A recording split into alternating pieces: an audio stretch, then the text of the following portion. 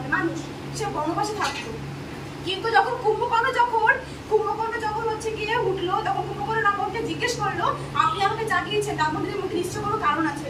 তখন রাবণ বলছে কি করতে হবে, তখন বলছে তোমাকে রামকে বধ করতে হবে। বলছে কেন? তখন কুম্ভকর্ণ একটা কথা বলেছে বলে ইতিহাস তৈরি হয়ে গেছে। কুম্ভকর্ণ বলেছিল, তুমি রাবণ, তুমি হতে পারে শক্তিশালী, তুমি রামের থেকেও শক্তিশালী, কিন্তু রাম কিন্তু সত্যের সাথে, তাই ওকে কোনোদিন কেউ হারাতে পারবে না। তারপরে স্মার্ট ভ্যালু সত্যের সাথে রাজ্য থেকে স্মার্ট ভ্যালু কারো কোনো কেউ কিছু করতে পারবে না।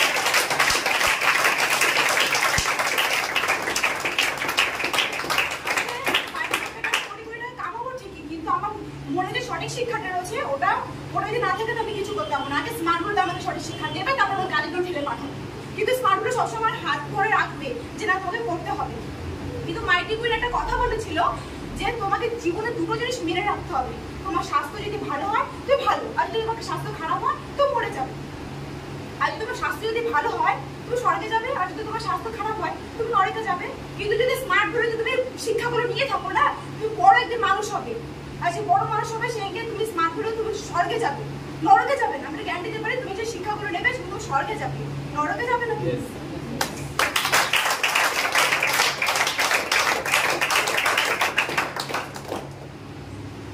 বিকাশ একটা কথা বলেছিলেন, ये जो नियति है वो राजकाम नहीं, फिर भलाई चाहे 14 वर्षों का वनवास वो है जब वो राजा बनेगा। তো আমি চাইবো যে আমার মতো অবস্থাতে কোনো মেয়ের যাতে না হয়।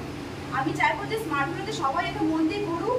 আর আজকে স্মার্ট ভ্যালু সুজয় স্যার, বিকাশ স্যার,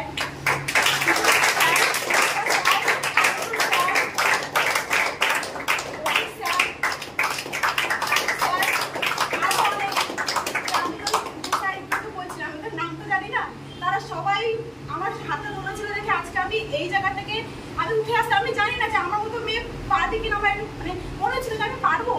এই যে সকালবেলা আমি যখন আসবো, আমি বিকাশের ট্রেনিং চালিয়ে আমি ঘর বসছি, পাশে বাড়ি থেকে বলছে তুই 6টার সময় উঠে এইসব কি চালাচ্ছিস, কিন্তু কালকে রাজেশ আমাকে শিখিয়ে দিচ্ছিল তোমাকে লোকে যা বলবে তুমি কিছু মনে করে হালকা স্মাইল দেবে। কিন্তু ওই যে বিকাশ তারা সুযোগের আমি যে বললো, তখন আমি বললাম যে আমি এই জ্ঞানগুলো শুনছি, আমি একদম বড় হবো, কিন্তু তোমরা সায়রা মুভি দেখে তোমার ছেলে মেয়ে যখন কান্নাকাটি করে তখন তো তোমার দোষ নেই।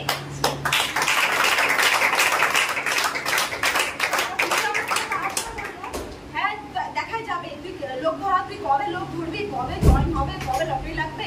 বলছে আমি যখন 50 টাকা কামাবো তখন তুমি পারবো না, তুমি যে বলবে যে আমার মেয়ে করেছে তখন পারবে না, তখন তুমি কিছু বলবে না।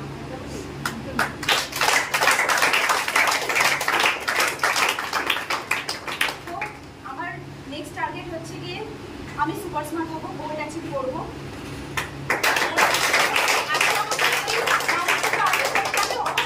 আজকে আমি এই যেখানে দাঁড়িয়ে রয়েছি, এতগুলো মানুষ হাততালি দিচ্ছে, আমি কোথাও ভাবতে পারিনি যে আমি এই জায়গাতে এসে দাঁড়াবো। প্রত্যেকটা মানুষ আমাকে ছোট করে গেছে, প্রত্যেকটা মানুষ আমাকে আঘাত করে গেছে, আমি তারপরে উঠে দাঁড়িয়েছি। লড়াই করে গেছি তো আমি থামিনি। কিন্তু আমি যখন একটা আমি থেমে গেছিলাম তখন সবাই মিলে আমাকে বলেছে না তুমি পারবে, তোমাকে পারতে হবে, তোমাকে সিরিয়াস হতে হবে, তোমাকে পারতে হবে।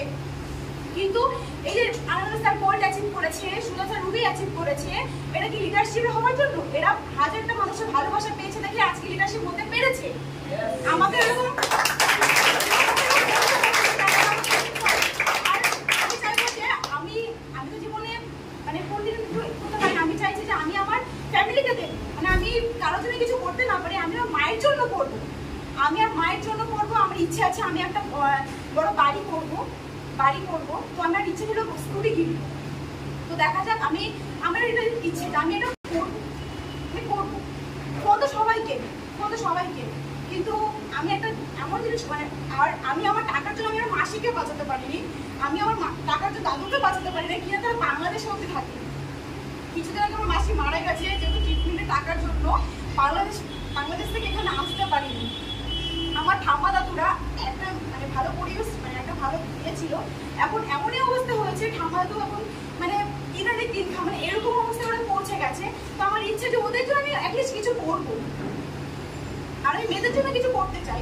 যেসব মেয়েরা এখন আমার থেকেও বেশি যন্ত্রণা পাচ্ছে, আমার থেকেও যারা আরো বেশি মানে কষ্ট পাচ্ছেন, তাদের জন্য আমি কিছু করতে চাই।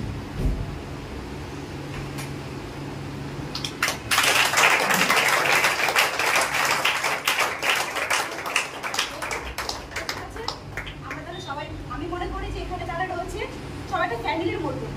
মানে আমি মনে করি আমরা যেখানে কাজ করবো একটা পরিবারের মতো হতে হবে। আর পরিবার যদি আমি যতক্ষণ না ভাবতে তখন আমার নিজের হবে না, নিজের হবে না। এই কাজটাকে এত ভালোবাসতে হবে। যদি আমি নিজেকে ভালোবাসি, যদি আমি এদেরকে ফ্যামিলির দাদা ভাই বোন যদি মনে করি আমি ইজিলি আমি কাজটা করতে পারবো। ঠিক আছে, তাহলে আমরা সবাই তাহলে হাতে হাত মিলিয়ে আমরা বিজনেসটাকে করি, আমরা নিজের নিজের স্বপ্নটাকে পূরণ করবো। ওকে।